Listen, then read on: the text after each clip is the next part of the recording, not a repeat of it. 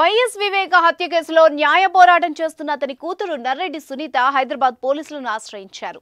Social media వేదికగా తనను కొందరు బెదిరిస్తున్నారంటూ ఆమె హైదరాబాద్ సైబర్ క్రైమ్ పోలీసులకు ఫిర్యాదు చేశారు.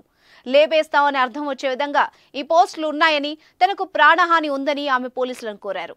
తనపై బెదిరింపులకు పాల్పడిన వారిని గుర్తించి కఠిన చర్యలు తీసుకోవాలని కోరారు.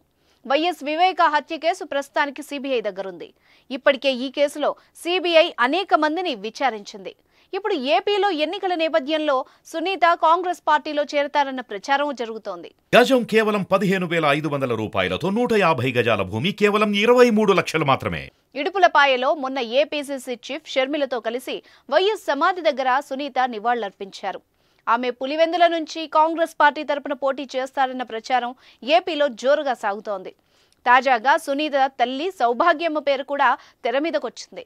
సౌభాగ్యమ్మ కూడా ఎన్నికల్లో పోటీ చేస్తారని, కడప నుంచి ఎంపీ సీటుకు తాను పోటీ చేసే అవకాశాలున్నాయన్న ప్రచారం జరుగుతోంది.